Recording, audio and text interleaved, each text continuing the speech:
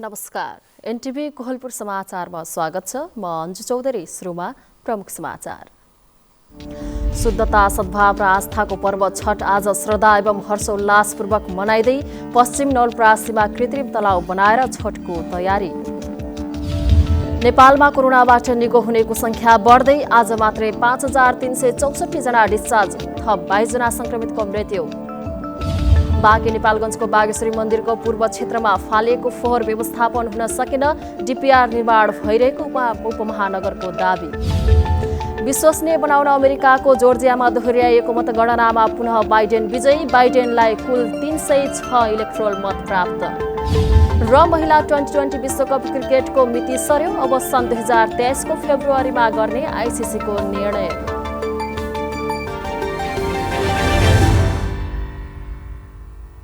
समाचार अब विस्तारमा। शुद्धता, सद्भाव र आस्थाको पर्व छठ आज अस्ताउँदो सूर्यलाई अर्घ अर्पण गरिएको छ। आराध्य देव सूर्यको आराधना गरी मनाइने यस पर्वको तेस्रो दिन व्रतालुले कुण्ड, पोखरी र तलाउमा उभिई 2 हत्केलामा पिठार र सिन्दुर लगाएर अक्षता, फूल हालेर पूजा सामग्री र घरमा बनाएको विशेष पकवान अस्ताउन लागेको सूर्यलाई अर्घ दिएका छन्। दिनअघि नदी किनारामा पूजा स्थल निर्माण गरी प्रशोधित सामग्री प्रयोग नभएका प्राकृतिक फलफूल र पकवानहरू मिठो र गुणबाट बन्ने ठकुवा, भुसुवा, मैदा र खजुरी लगायतका पकवानका साथै उखु, नरिवल, मुला, मेवा, भान्टा, सलिफा, केरा, बेसार तथा रुखैसँगको अदुवा लगायतका सामग्री र फलफूलको प्रसाद राखी पूजा गरिएको छ। ऐतिहासिक पौराणिक ग्रन्थ महाभारतमा उल्लेख भए अनुसार द्रौपदीसहित 5 पाण्डव अज्ञातवासमा रहँदा गुप्तवास सफल होस् भनी सूर्यदेवलाई आराधना गरिएको थियो। लोककथन बमोजिम त्यही समयदेखि छठ मनाउने परम्पराको थालनी भएको हो।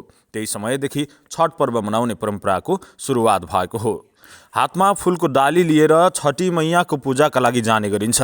विभिन्न परिकारहरू जलाशयको किनारमा राख्नुअघि त्यस ठाउँ र पूजा सामग्रीलाई व्रतीले 5 पटक साष्टाङ्ग दण्डवत गर्ने प्रचलन रहेको व्रतालुहरू बताउँछन्।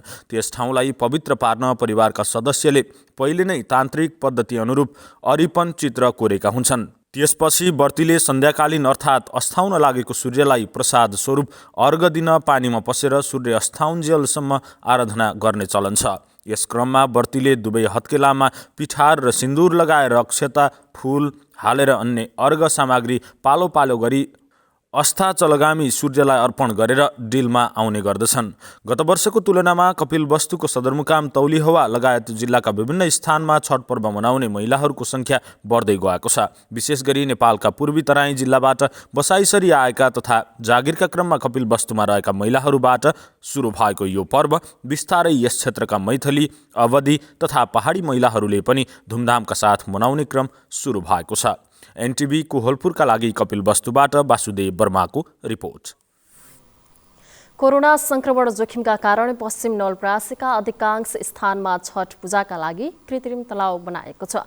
आज अस्ताउँदो र भोलि बिहान उदाउँदो सूर्यलाई अर्घ दिनका लागि मानिसहरू नदी तलाउमा जाने गर्दछन्। तर यस वर्ष कोरोना संक्रमण फैलिरहेकाले गाउँ गाउँबाट छठ पूजाका लागि कृत्रिम छठघाट निर्माण गरिएको छ।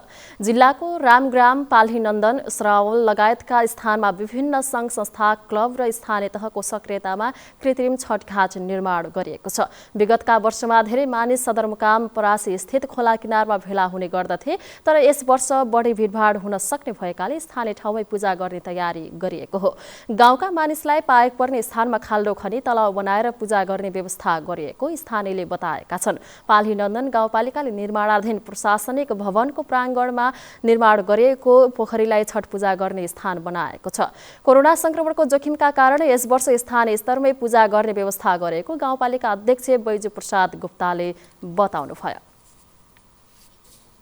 तत्कालीन विद्रोही पक्ष नेकपा माओवादी र सरकार बीच विस्तृत शान्ति सम्झौता भएको आज 14 वर्ष पूरा भएको छ। शान्ति सम्झौतासँगै देशमा गणतन्त्र स्थापनापछि स्थानीय, प्रदेश र संघीय सरकार बने पनि सशस्त्र द्वन्द्वको उद्गम जिल्ला रोल्पाका द्वन्द्व पीडितहरूले भने अझै न्याय नपाएको गुनासो गरेका छन्। पक्ष नेकपा माओवादी र सरकार बीच विस्तृत शान्ति सम्झौता भएको 14 वर्ष पूरा भए पनि 10 वर्षे सशस्त्र द्वन्द्वको उद्गम थलो रोल्पाका द्वन्द्व पीडितहरूले अझै न्याय पाउन नसकेको गुनासो गरेका छन्। विस्तृत शान्ति सम्झौता भएदेखि देशमा गणतन्त्र स्थापना भई स्थानीय, प्रदेश र संघीय गरी तीन तहको सरकार बनेका छन्। तर कुनै पनि सरकारले पीडितहरूको बारेमा चासो नदेखाएको उनीहरूको गुनासो छ। विस्तृत शान्ति सम्झौतामा नै सशस्त्र द्वन्द्वको समयमा भएका गम्भीर मानवाधिकार उल्लङ्घनका घटनाहरूलाई 60 दिनभित्र सत्य निरूपण तथा मेलमिलाप आयोग र बेपत्ता छानबिन आयोग गठन गरी पीडितहरूलाई न्याय दिनु भनिएको छ। तर ती दुवै आयोगले पनि पीडितहरूको उजुरी लिने बाहेक अन्य कुनै काम गर्न नसकेको पीडितहरूको गुनासो छ। बेपत्ता कहाँ छ कहाँ के छ भन्ने सबै फर्म भरेकै हौँ, फारम भरेकै हौँ, अनि त्यो जति भरे पनि केही थाहा छैन। अझै पनि मेरो छोरा आन्तिकी अझै कहाँ होला यो भन्ने सम्झनामा सम्झिरहन्छु। विस्तृत शान्ति सम्झौतामा उल्लेख भएका बुँदाहरू कार्यान्वयनमा ल्याउन तत्कालीन विद्रोही पक्ष र सरकार गम्भीर बन्न नसक्नु दुर्भाग्यपूर्ण रहेको मानवाधिकार कर्मी घनश्याम आचार्यको भनाइ छ। सरकारले जुन आफूले बोलेका कुराहरू पुरा गर्नुपर्छ र पुरा गरिएन भने त्यसको परिणाम नराम्रो हुनसक्छ। जुन राजनीतिक दल त्यसपछि लिएर नेपाल सरकारप्रति नै जनताहरू अविश्वासी हुने र आक्रोशित हुने अवस्था सिर्जना हुनसक्छ। त्यसले गर्दाखेरि समयमै जुन विस्तृत शान्ति सम्झौतामा जुन उल्लेख गरिएको कुरा छ त्यसलाई जसरी पनि छिटोभन्दा छिटो सार्वजनिक गर्नुपर्छ र तिनीहरूलाई त्यही अनुसारको राहत दिनुपर्ने अवस्था रहन्छ। विस्तृत शान्ति सम्झौतामै द्वन्द्व पीडितलाई न्याय दिलाउनु भनिएकाले आयोग गठन गर्ने मात्र नभई सरकारले शान्ति सम्झौताको मर्म अनुसार आयोगका लागि सम्पूर्ण कानुनी प्रावधान बनाई तत्काल पीडितहरूको उजुरीलाई किनारा लगाउन जरुरी छ। माधव कुमार ओली, नेपाल टेलिभिजन, लुम्बिनी प्रदेश, रोल्पा। नेपालमा पछिल्लो 24 घण्टामा कोरोना मुक्त भएर 5364 जना डिस्चार्ज भएका छन्। नेपालमा हालसम्म कोरोना मुक्त हुनेको संख्या 1,91,002 जना पुगेको छ। यता पछिल्लो 24 घण्टामा थप 1945 जनामा कोरोना संक्रमण पुष्टि भएको स्वास्थ्य तथा जनसङ्ख्या मन्त्रालयले जनाएको छ। मन्त्रालयका अनुसार शुक्रबार नयाँ थपिएका कोरोनाका संक्रमितसँगै नेपालमा कोरोना संक्रमितको संख्या 2,16,965 पुगेको छ। अब नेपालमा सक्रिय संक्रमित संख्या 37,022 पुगेको छ। त्यस्तै पछिल्लो 24 घण्टामा नेपालमा थप 22 जनाको कोरोना संक्रमणबाट मृत्यु भएको स्वास्थ्य तथा जनसङ्ख्या मन्त्रालयले जनाएको छ। यो सँगै नेपालमा कोरोना संक्रमणबाट मृत्यु हुनेको संख्या 1,298 पुगेको छ। समाचारको क्रम जारी नै छ। अहिलेलाई एकैछिनको विश्राम।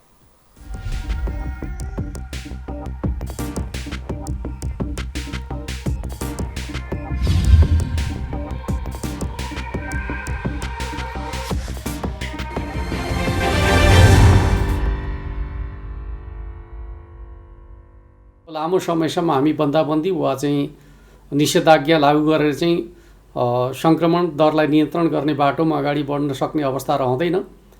आवश्यकता अनुसार हामी एरिया बन्दी गरेर चाहिँ ट्रेसिङको काम अगाडि बढाउनेछौँ।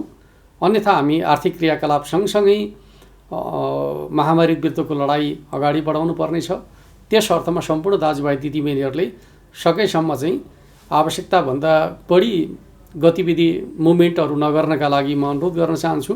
घर बाहिर निक्लनु पर्दाखेरि अनिवार्य रूपमा स्वास्थ्य सुरक्षा मापदण्ड प्रयोग गर्ने, मास्क लगाउने र कुनै पनि वस्तुलाई छोइसकेपछि सार्वजनिक स्थानका वस्तुहरूलाई छोइसकेपछि सेनिटाइज गर्ने वा चाहिँ साबुन पानीले हात धुने जस्ता मापदण्डहरू प्रयोग गर्ने र एक अर्को व्यक्तिबाट चाहिँ निश्चित दूरी बनाएर चाहिँ संवाद गर्ने खालको तरिका प्रयोग गर्यो भने यो महामारी विरुद्ध हामी आफूलाई सुरक्षित गर्न सक्छौँ। त्यो दिशामा सम्पूर्ण दाजुभाइ दिदीबहिनीहरूको सहयोग हुनेछ भन्ने विश्वास र अपेक्षाका साथ म हार्दिक अनुरोध गर्न चाहन्छु। जनचेतनाका लागि लुम्बिनी प्रदेश सरकार मुख्यमन्त्री तथा मन्त्री परिषदको कार्यालय रूपन्देही। विश्रामपछि समाचारमा पुनः स्वागत छ। अब बाँकी समाचार। बाँकीको नेपालगञ्ज स्थित प्रसिद्ध धार्मिक स्थल बागेश्वरी मन्दिरको पूर्वतर्फको क्षेत्रमा फालिने फोहोर लामो समयदेखि व्यवस्थापन हुन सकेको छैन। सार्वजनिक क्षेत्रमा फोहोर फाल्नेहरूलाई कारबाही नगर्दा र व्यवस्थापनमा उपमहानगरले चासो नदेखाउँदा दुर्गन्ध बढ्दै गएको छ भने मन्दिरको शोभा घटाएको छ। मेरो पछाडि तपाईले देखिरहनु भएको यो असरल छरिएका फोहोरहरू यो प्रसिद्ध धार्मिक स्थल बागेश्वरी मन्दिरको पूर्वतर्फ जहाँ गाडी पार्किङ गरेर राखिने व्यवस्था मिलाइएको छ त्यो क्षेत्रको हो।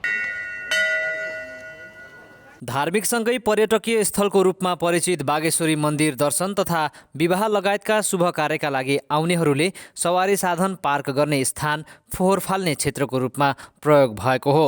नेपालगञ्ज उपमहानगरको स्वामित्वको जमिनमा वरिपरिका स्थानीय र मन्दिरबाट निस्किएको फोहोर फाल्ने गरिएको छ। जथाभावी फालिएको फोहोरले मन्दिर क्षेत्रमा दुर्गन्ध फैलिएको छ भने मन्दिरप्रतिको जनआस्थामा क्षति पुर्याएको छ। यो मन्दिर वरिपरिको जो सरसफाइ हुनुपर्थ्यो त्यो कुरा छैन। अहिले जस्तो त्यहाँ यो गाडीहरू पार्किङ गर्ने ठाउँहरूमा एकदम छताछुल्लो फोहोरहरू ल्याएर चारैतिरको फोहोरहरू ल्याएर फाल्ने जो गरिराखेको छ। मलाई लाग्छ यो बागेश्वरी मन्दिरको व्यवस्थापन समितिले यो कुरामा ध्यान पुर्याउनुपर्छ, नगरपालिकाले ध्यान पुर्याउनुपर्छ।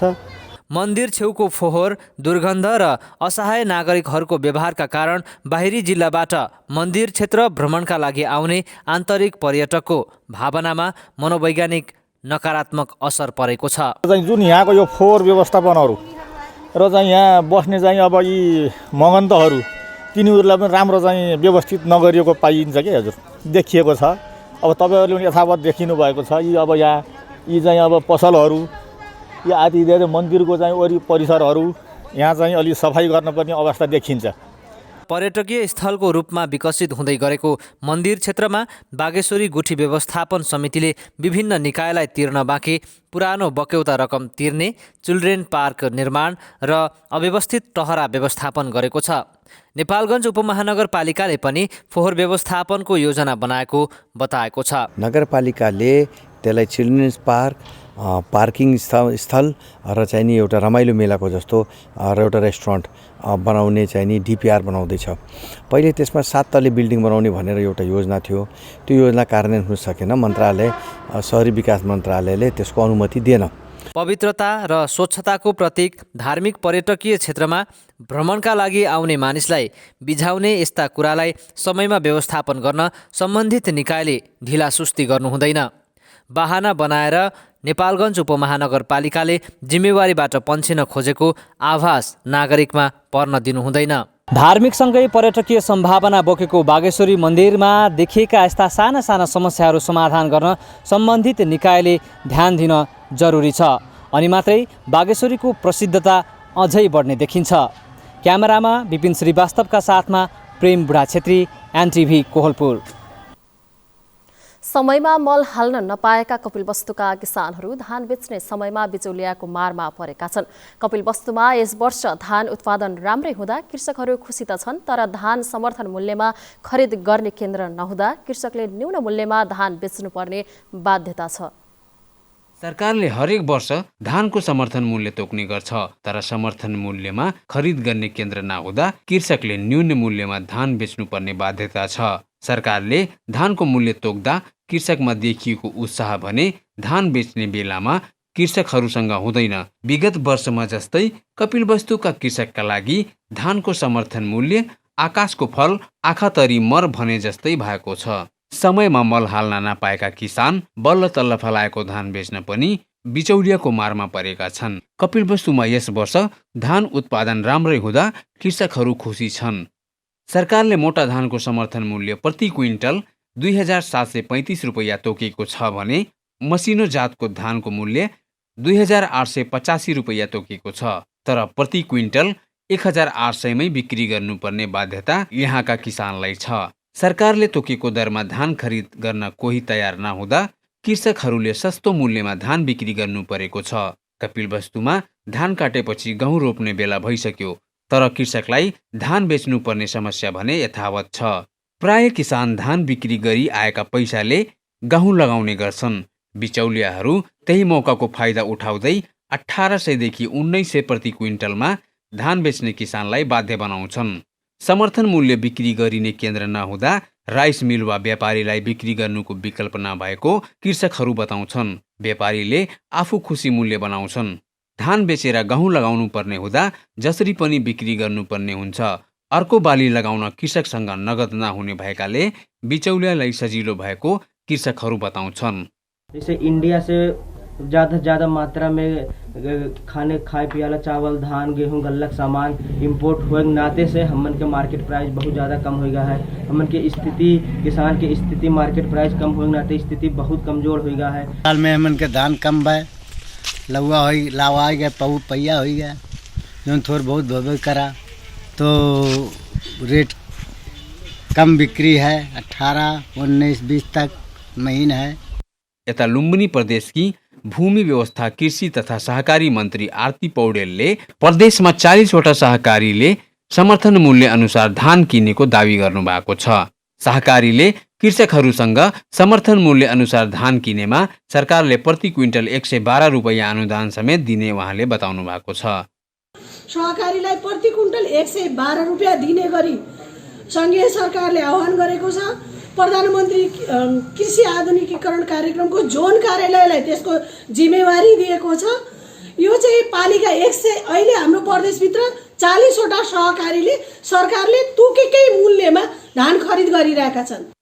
गहुँ खेतीका लागि हतारिएका कृषकहरू अहिले उत्पादन गरेका धान प्रति क्विन्टल 1800 को दरले बेच्न बाध्य छन्। वासुदेव वर्मा, नेपाल टेलिभिजन, लुम्बिनी प्रदेश, कपिलवस्तु। रूपन्देहीको सैनामुना नगरपालिकाले कृषकहरूलाई आधुनिक मौरीको घार वितरण गरेको छ। मौरी पालनलाई व्यवसायीकरण गर्ने र मह उत्पादन बढाउने उद्देश्यले नगरपालिकाले आधुनिक घार वितरणलाई प्राथमिकता दिएको छ। सैना महिनामा माउरी स्रोत केन्द्र सञ्चालनका लागि नगरपालिकाले कृषकहरूलाई 30वटा घाट सहित मौरी पालन व्यवसायका लागि चाहिने उपकरण वितरण गरेको छ। नगरपालिकाका क्षेत्रमा व्यावसायिक रूपमा मौरी पालन गर्ने माउरी स्रोत केन्द्र सञ्चालनमा आबद्ध 15 जना कृषकहरूलाई 2-2वटाका दरले मौरी घाट प्रदान गरिएको हो। कृषिमा आत्मनिर्भर हुन घाटसँगै मौरी पालनका लागि चाहिने अन्य उपकरण पनि प्रदान गरिएको सैना महिना नगरपालिकाका नगर प्रमुख चित्रबहादुर कार्कीले जानकारी दिनुभयो। दाजुभाइ दिदीबहिनीहरूलाई प्रोत्साहन गर्नको लागि यो कार्यक्रम हामीले युएनडिपीसित मिलेर यहाँहरूलाई दिएका छौँ। यो एउटा बिउ पुँजी हो। यति थपेर तपाईँहरूले एउटा स्रोत केन्द्रको सुरुवात गर्नुहोस्। पछि तपाईँहरूले राम्रो गर्दै जानुभयो भने यसमा थप सहयोग तपाईँहरूले अवश्य पनि पाउनुहुनेछ। उपयुक्त ठाउँमा जग्गा व्यवस्थापन हुन सकेसम्म नगरपालिकाको तर्फबाट तपाईँहरूलाई लिजमा जग्गा उपलब्ध गराइदिने प्रतिबद्धता पनि म यो कार्यक्रममा गर्न चाहन्छु। संयुक्त राष्ट्र सङ्घीय विकास कार्यक्रम UNDP को सहयोगमा तथा सेतो गुराँस बाल विकास सेवा रूपन्देहीको संयोजनमा कोभिड-19 उद्धार र सामाजिक आर्थिक प्रतिकार योजना अन्तर्गत नगरपालिकाको कृषि विकास शाखा मार्फत नगरपालिकामा मौरी पालन गर्ने कृषकहरूलाई मौरीका घार वितरण गरिएको नगरपालिकाले जनाएको हो। यहाँका किसान समूहहरू प्रत्यक्ष हौसला, जोश, जागर अनि सहयोग गर्ने वातावरण चाहिँ हामीलाई पनि काम गर्न पहिल्यैदेखि आउन पाएको भए अझै थुप्रै ठाउँ गरियो कति रिजल्ट निकाल्न सक्ने रहेछौँ। कृषकहरूले मौरी पालनमा देखाएको चासो र सफलताका आधारमा नगरपालिकाले मौरी पालनका लागि जग्गा लिजमा समेत उपलब्ध गराउनेछ। प्रोत्साहन र प्राविधिक तालिमका साथै मह निकाल्न आवश्यक पर्ने महदानी, प्लास्टिक, ज्याकेट, खुम्ची टोपी, मह काट्ने जाली, चक्कु, माहुरो, ब्रस, घार लगायतका 17वटा सामग्री कृषकहरूलाई हस्तान्तरण गरिएको छ। नगरपालिकाले प्रदान गरेको घारले मौरी पालन व्यवसाय गर्न थप हौसला मिलेको किसानहरूको भनाइ छ। घारहरू, आधार चाका, झुल सम्पूर्ण एक सेट सबै सामानहरू उपलब्ध गराउनु भएको छ। उहाँहरूलाई हाम्रो तर्फबाट धेरै धेरै धन्यवाद छ। सैना महिनामा मौरी पालनले व्यावसायिक रूप लिँदै गएको छ। कतिपय किसानसँग 200वटा सम्म घाट छन्, तर नगरमा मौरीका लागि चरण क्षेत्रको अभाव छ। किसानहरूले प्राविधिक तालिम र चरणका लागि नगरपालिकाले ध्यान दिन जरुरी रहेको औल्याएका छन्। केशव भण्डारी, नेपाल टेलिभिजन, लुम्बिनी प्रदेश, बुटवल, रूपन्देही। आज अन्तर्राष्ट्रिय बाल अधिकार दिवस। पछिल्लो समय कोरोना भाइरसको महामारी सँगसँगै ग्रामीण भेगका बालबालिकाले बाल अधिकार प्रत्याभूतिको अवस्था पनि कमजोर रहेको छ। आज हामीले सुदूरपश्चिम प्रदेशको कैलालीका नागरिकहरूलाई बाल अधिकार प्रत्याभूतिको अवस्था कस्तो छ भनी सोधेका छौँ। हेरौँ उनीहरूको भनाइ आजको आवाजमा।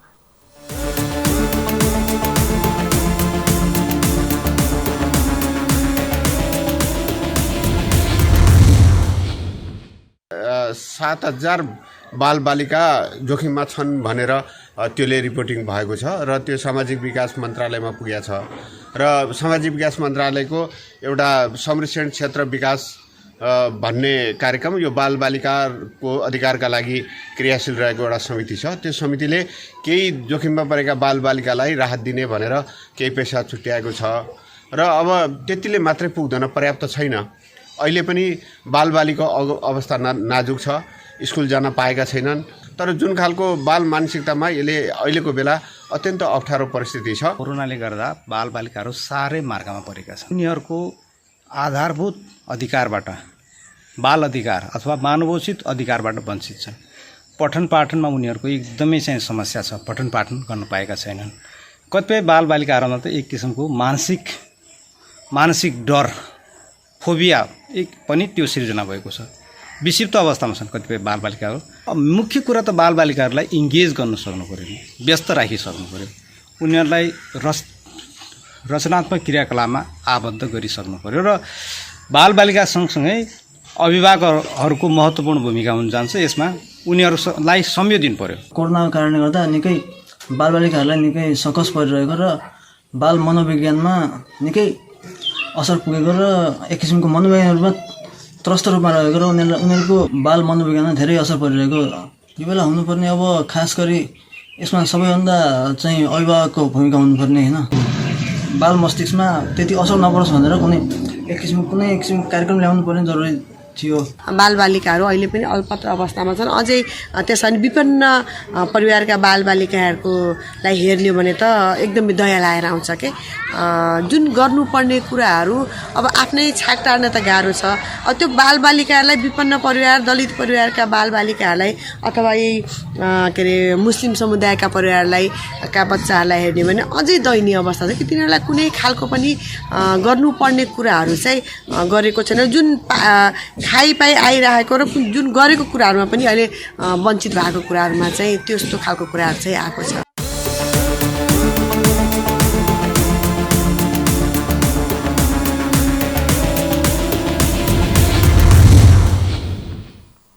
समाचारको क्रम जारी नै छ। अहिलेलाई एकैछिनको विश्राम।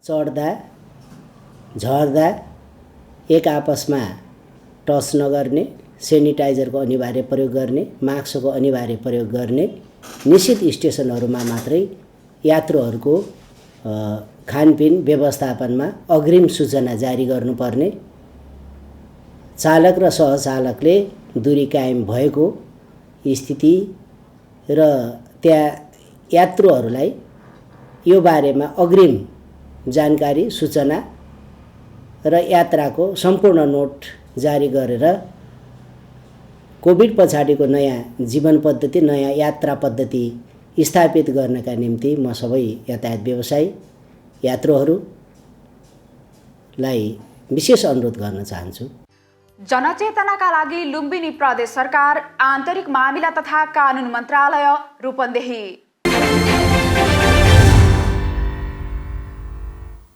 तपाईँ अहिले एनटिभी कोहलपुर हेर्दै हुनुहुन्छ। अब बाँकी समाचार। बाँकेको खजुरा स्थित सुशील कोइराला पर्खर क्यान्सर अस्पतालमा आज शुक्रबारदेखि सर्जरी सेवा सुरु गरिएको छ।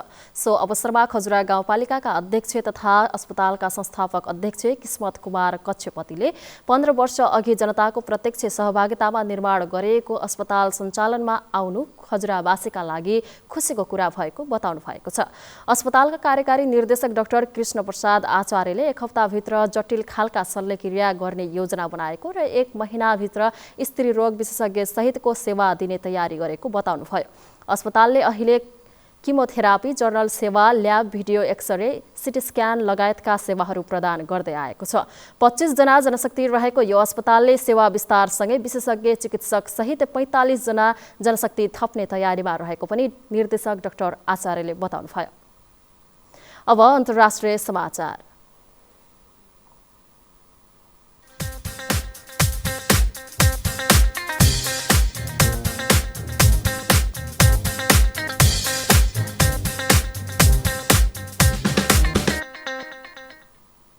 चुनावी मतगणनालाई थप विश्वसनीय बनाउने भन्दै अमेरिकाले जोर्जिया राज्यमा दोहोर्याएर गरिएको मतगणनामा फेरि पनि राष्ट्रपतिमा डेमोक्रेट पार्टीका उम्मेद्वार जो बाइडेन विजयी हुनुभएको छ। अमेरिकी राष्ट्रपति डोनाल्ड ट्रम्पले मतगणनामा धाँधली भएको आरोप लगाएपछि त्यहाँ दोहोर्याएर मतगणना गरिएको हो।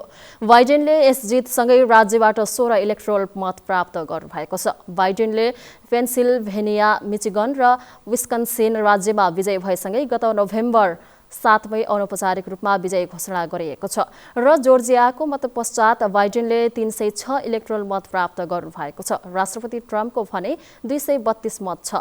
अमेरिकाको राष्ट्रपतिमा विजयी हुन 270 मत आवश्यक छ। अब आर्थिक समाचार।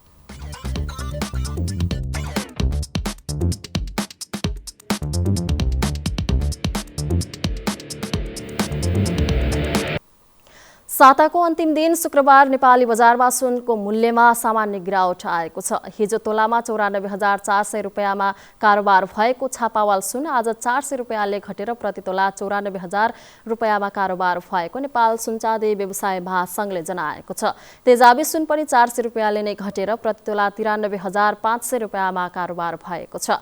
यसैबीच शुक्रबार चाँदीको मूल्यमा पनि गिरावट आएको छ। हिजो तोलामा 1,215 रुपियाँमा कारोबार भएको चाँदी आज तोलामा 1,210 रुपियाँमा कारोबार भएको महासंघले जनाएको छ। अब खेलकुद।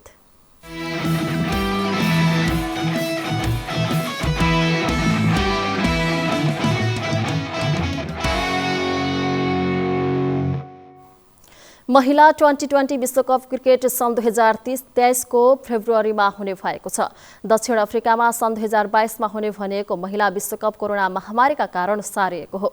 अन्तर्राष्ट्रिय क्रिकेट परिषद आईसीसी को बोर्ड बैठकले महिला विश्वकप 2023 को फेब्रुअरी 9 देखि 26 सम्म गर्ने निर्णय गरेको हो। सन् 2020 को महिला विश्वकपमा भारतलाई हराएर अस्ट्रेलिया च्याम्पियन बनेको थियो। अब मौसम।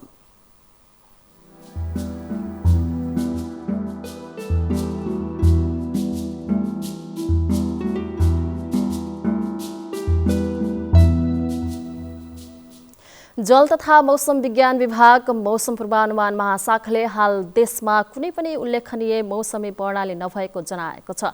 आज राति पनि देशको पहाडी भूभागमा आंशिक बदली रही बाँकी भूभागमा मौसम सामान्यतया सफा रहनेछ। अब मौसम सम्बन्धी थप विवरण।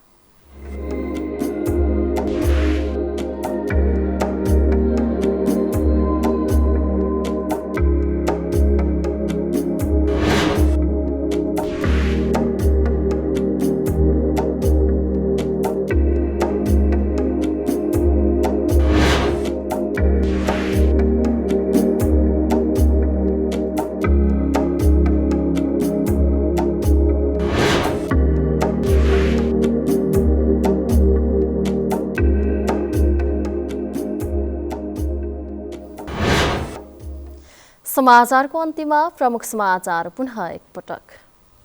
शुद्धता, सद्भाव र आस्थाको पर्व छठ आज श्रद्धा एवं हर्षोल्लासपूर्वक मनाइँदै पश्चिम नवलपरासीमा कृत्रिम तलाउ बनाएर छठको तयारी।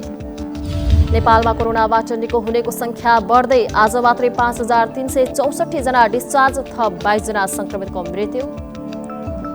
बाँके नेपालगञ्जको बागेश्वरी मन्दिरको पूर्व क्षेत्रमा फालिएको फोहोर व्यवस्थापन हुन सकेर डीपीआर निर्माण भइरहेको उपमहानगरको दावी।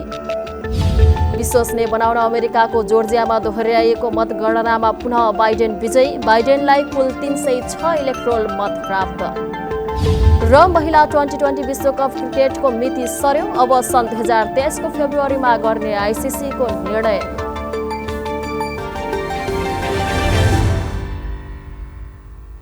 हवस् त, अहिलेलाई समाचारको सिलसिला यति नै। बिदा दिनुहोस्। नमस्कार।